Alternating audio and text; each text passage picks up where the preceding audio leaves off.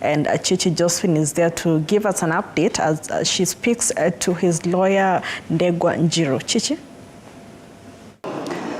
Well, Limuki, a very good morning to you, and indeed we're coming live to you from the Nakuru Law Courts here in Nakuru County, and of course we're still following up on the story, or rather the case of the commonly referred to as, the man who is commonly referred to as the former Mungiki leader, Maina Jenga, together with other 11 co-accused persons who are presented here on Monday and of course on Tuesday, and still they are being presented here for trials. And of course today I'll be talking to their lawyer, who is Ndegwa Njiro. Remember, they have a team of lawyers, or Maina has a team of lawyers, but one of them is Ndegwa Njiro, who I'll be talking to tell me some of the things that they've been, of course, concerned about. Especially yesterday, we saw it was all drama here at the Nakuru Law Courts, saying that, or rather, this particular team presenting an oral application, saying that all they wanted is that the gates should be opened for the members of the public who are locked outside, and of course, that they also presented a demand that they be given permission to stage a protest, and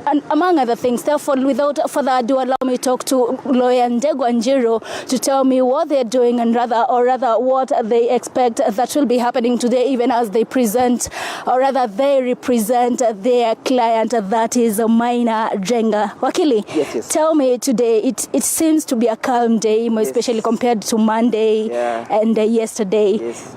So far, so good. What should we expect, more especially from you people as the lawyers? Oh, thank you, Chichi. Today we just expect that there will be a smooth flow of the normal court procedures. We expect to take about 6 witnesses today.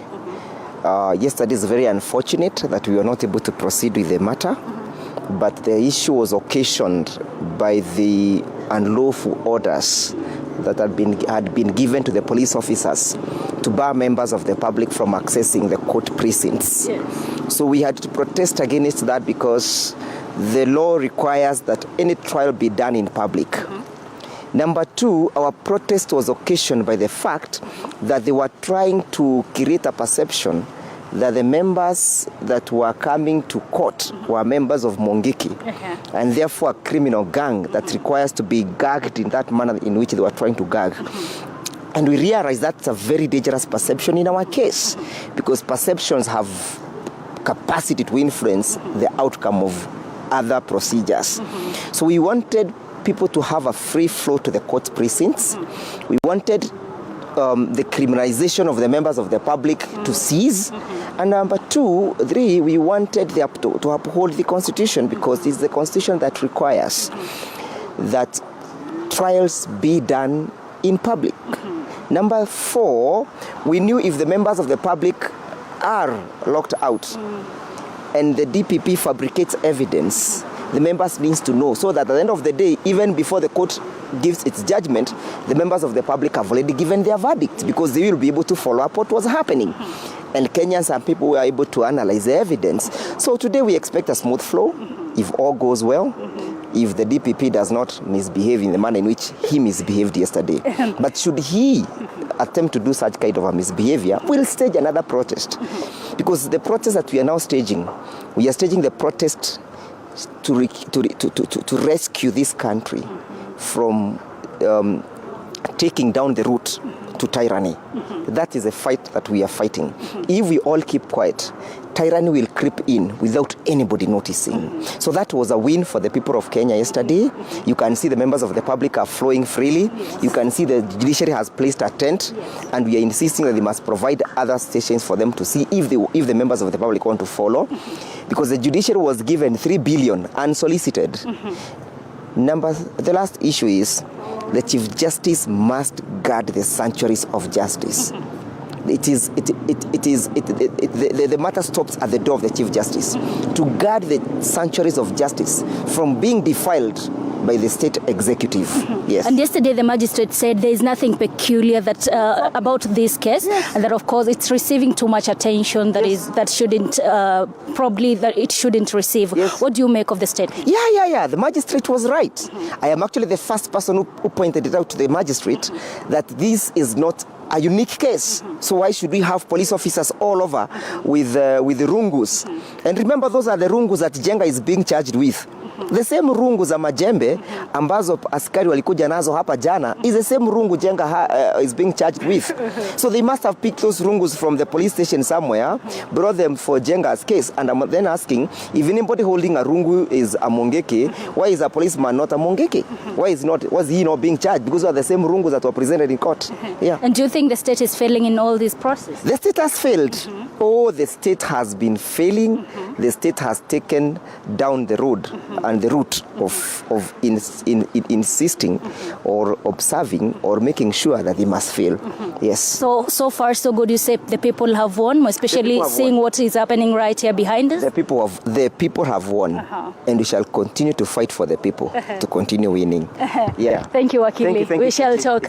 Therefore, Limuki, remember that is Wakili Ndegwa Njiru, who is also one of the lawyers representing Maina Jenga in this particular case. And of course, right behind me, as you can see, there is a tent, and of course, some people seated and ready, waiting to see what transpires. And of course, there is a screen right in front of them. Remember, yesterday, one of the demands that were presented by the lawyers were that a screen should be mounted for the public to follow the proceedings, and that was one of the ruling that were given by the magistrate, that is the Nakuru principal magistrate Kipkirui Kibelion, who said, or rather gave directives of that there shall be a screen mounted for the public to follow the proceedings, and also it shall be the duty of the police right here to ensure that there is orderliness, and of course everyone who will be following here, or rather will be following the proceedings, will be able to follow calmly, compared that, remember, it is one of the ways to ensure that this does not happen, or rather chaos does not happen as it happened on Monday and on Tuesday. Therefore,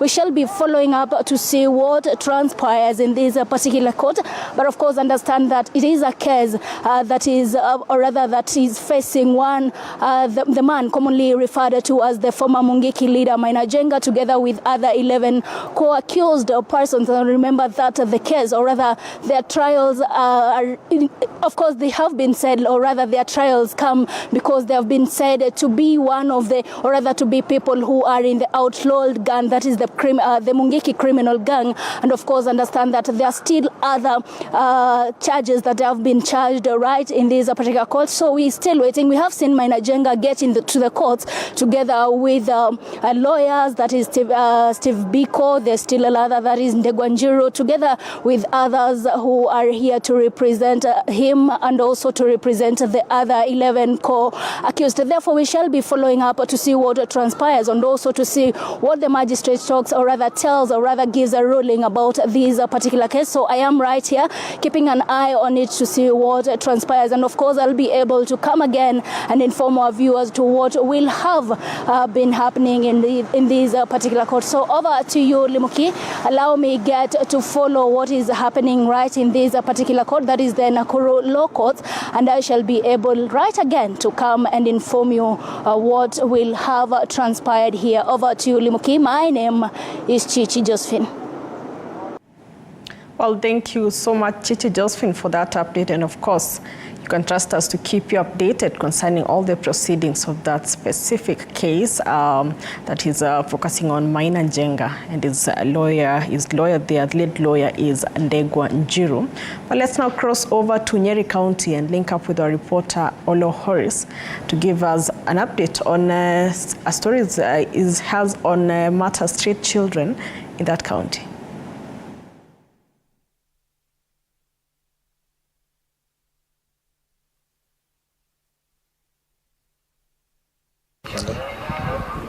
Naam, shukran kabisa, bila shaka na kujia moja kwa moja tokea kaunti hii ya Nyeri. Na hapo jana kumbuka kwamba tulikuwa tunaadhimisha siku ya watoto duniani, na hapa nchini bila shaka watoto haki zao, wengi wameweza kulia kwamba haki za watoto zinazidi kudhulumiwa, hazizingatiwi kisawasawa. Na kwa sasa ningependa tuweze kuzungumzia swala la jamii ya wale watoto wa mitaani, wale kwa lugha ya kawaida tunasema kwamba street children. Bila shaka katika eneo hili kaunti hii ya Nyeri pia ni swala ambalo lina utata zaidi, manake katika eneo hili wapo wengi sana, na kwa sasa ningependa kuweza kuzungumza na wale ambao wanahusika na masuala haya ya kuwasaidia na kuweza kuwaelekeza, kuweza kutaka kujua hali iko vipi katika kaunti hii ya Nyeri. Shukrani sana kwa kuweza kuungana nasi. Kwanza kabisa, unaweza ukasema vipi hali ya watoto wa mitaa, idadi yao inaongezeka, inapungua, na nini inasababisha hali hiyo kuwa jinsi unavyoiona? Asante sana. Jina naitwa Joel Kariuki, na mimi ni mmoja wale wanasaidia wale watoto wanaitwa, kwa lugha ya mtaa wanaitwa chokora huku mtaani Nyeri. Na kwa sasa wale watoto ni wengi sana, na sana ndio wale tunaita the boys. Boys ndio wengi sana. Hata juzi tumepata kumpoteza mwingine huku wakiogelea mto Chania, na hiyo ni changamoto moja. Na mimi kama mmoja wale wanawasaidia, nimeona kuna wale ambao wanabadilika, kuna wale bado wako katika ile hali ya kuvuta ama kutumia mihadarati ama dawa za kulevya. Na mimi sasa naomba kila mtu, sasa sijui ni ile, kuna msemo tumezoea sana, naomba serikali. Sasa mimi naomba tu kila mtu, sasa ni jukumu la kila mtu, sio serikali kila wakati. Kila mtu akiamua sasa ni kusaidia wale watoto, kwa sababu ni watoto na hatuwezi jua baada ya miaka 5, 10 watakuwa watu wa kusaidia hii Nyeri yetu. Kwa hivyo naomba kila mtu mahali yuko, na wale wazazi ambao labda wamelemewa kiasi, ni vizuri hata wao waanze kusema shida yao ni gani, ndio waweze kusaidiana ama kusaidia hawa watoto. Na labda idadi ya hawa watoto inazidi kuongezeka kila siku, sababu kubwa ni gani? Mbona watoto wake nyumbani waje mitaani? Sasa shida moja ni kuna wale ambao labda wamelemewa na labda wazazi wao hawawezi kuwasaidia, labda wengine wametoroka shuleni, labda wengine wametoroka kwao. Kama kuna kikundi fulani wale wametoroka kwao, na wanasema sasa shida nyingi sasa ni hawapati chakula, hawapati masomo, na hiyo sasa ndio ile shida wanapitia. So wanaona ni vizuri waje mtaani, ndio wanaanza kuomba labda shilingi 1, 2, 3 ndio wapate chakula. Sasa hiyo ni jukumu labda la mzazi, amelemewa upande wake, sababu yeye anafaa kupatia huyu mtoto chakula na pia masomo. Kwa hivyo hiyo ni shida kubwa sana ambayo inafanya waje huku mtaani. Na bila shaka mtoto kukosa makazi, mtoto kukosa pale ambapo anaweza pata chakula aite nyumbani, ni kwenda kinyume na haki zake. Hivi unahisi kwamba serikali ya taifa hili imefanya kila jitihada kuhakikisha kwamba haki za watoto zinalindwa? Sasa hiyo bado ni serikali nayo inafaa bado, hata kama sisi raia ama sisi wazazi tunajaribu juu chini kusaidia wale watoto, nayo serikali ni jukumu lake waangalia kwanza kama wale watoto hawana makwao. Kuna wale hawana nyumbani, mahali wanaweza sema hapa ni kwao nyumbani, mahali wanalala, mahali hawanyeshewi kama hii mvua. Kwa hivyo hata serikali ni vizuri iingilie kati, ione hawa watoto tunaweza wasaidia namna gani. Tuanze kuwajengea kama ni nyumba, kama ni mahali wanaweza kuwa wanaishi, wanalala, wanakula vizuri, na pia shule. Kwa hivyo ni vizuri hata serikali bado ikiona ni vizuri iwe hata serikali inasaidia hawa watoto sana. Labda la mwisho kwa sekunde chache tu, mmewasaidia kama hapa Nyeri, mnawasaidia kivipi kuweza kubadilika kutoka mitaani angalau kufanya kitu cha maana? Sasa mimi mwenyewe huwa nafanya hivi, na kusanya kama ni nguo, kama ni chakula, alafu nawaita mahali nawapatia hiyo yote, kama ni chakula na nguo. Alafu baadaye pia ninafanya kazi nyingine ya kuwatafutia. Kuna wale sasa wanataka kurudi shule kusoma. Wale nafanya juu chini na hakikisha wamerudi kusoma. Kuna wale wanatafuta kazi fulani. Na jua kadhaa ambao niwapeleka mahali kuna kazi na wameanza kushikilia hiyo kazi ama kufanya hiyo kazi. Pia kuna wengine kama msanii anaitwa DStv kwa YouTube, nimemrekodia kama ni nyimbo, na mimi nafurahia sana nikimwona YouTube bado anaendelea tu hivyo, na ninajua pia yeye akiendelea tu hivyo kurekodi nyimbo nyingi sana, kuna siku pia na yeye pia atarudi huku Nyeri. Sasa yeye ako Nairobi, atarudi Nyeri, hata yeye aone wacha nisaidie wale ambao niliacha huko chini ama nyuma. Na bila shaka huyo ni Joel, na kama alivyosema tungali na safari ndefu kuweza kuhakikisha kwamba haki za watoto zinaweza kulindwa, watoto wanapata makazi na pamoja na mahitaji mengi mengine. Olohores na kujia moja kwa moja kutoka kaunti ya Nyeri. Sasa hivi ni sina la ziada ila kukurudisheni kwenu studio.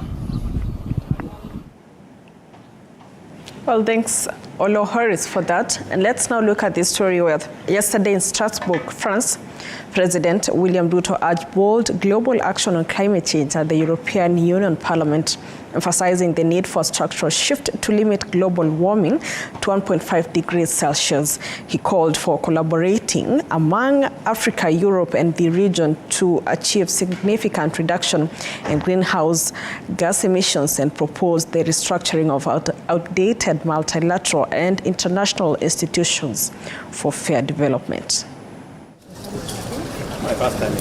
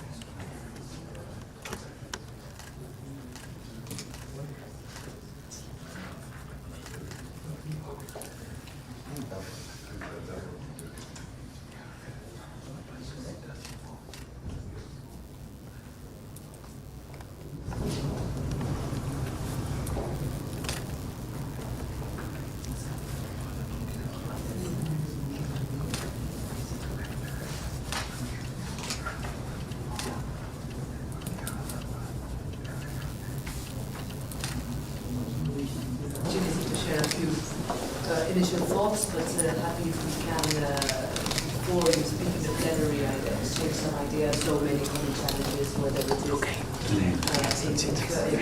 is strengthening democracy, leadership.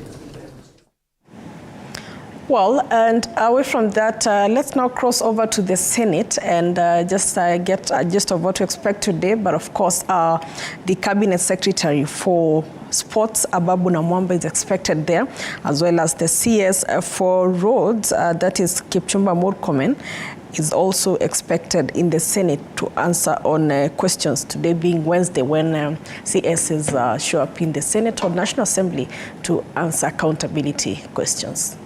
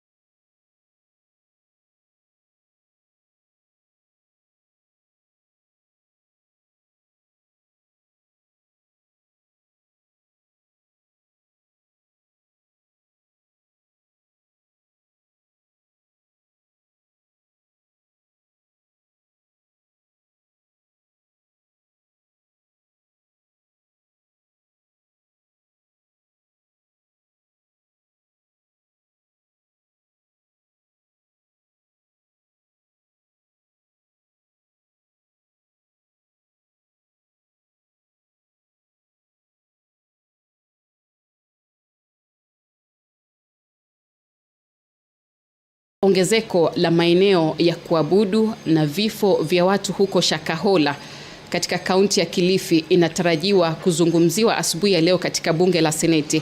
Hii ni hoja nambari 11 na anayehusika na hoja hii si mwingine ila samahani, anayehusika. Order number 1, administration of oath. Next order. Order number 2, communication from the chair. Next order number 3, messages. Next one. Order number 4, petitions. Next. Order number 5, papers. Order number 6, notices of motion. Next order. Order number 7, questions and statements.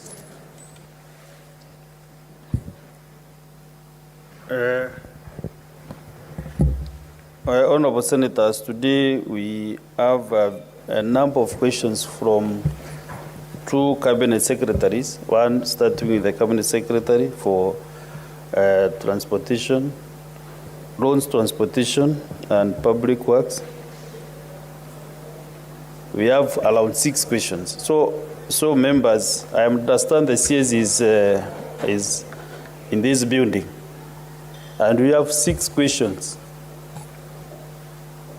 to this CS. So honorable members, I think we should really, because of time, if we give each question 20 minutes, you see that is almost 2 hours. So I wish to give him like 1.5 hours up to 11 so that we can clear with him and get the other questions from the other CS for sports. So members, you limit your questions to the relevant question and maybe as few as possible to do the interventions. Well, there are so many questions, you can dispute yourselves to all the questions so that you can be able to ask the questions. So, Sanjay Datams, where is the CS?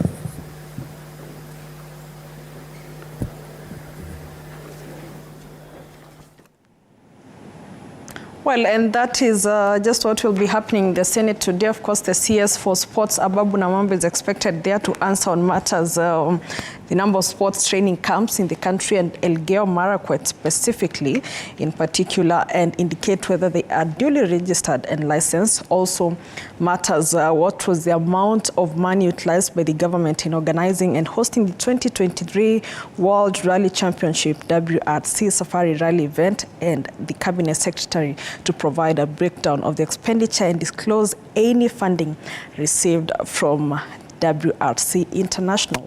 Yes. Okay. And away from that, I think even the National Assembly is quite busy today, mostly the Committee on Energy.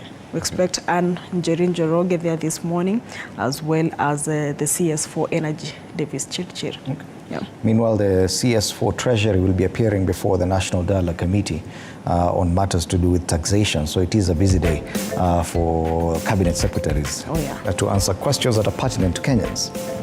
Oh, yes.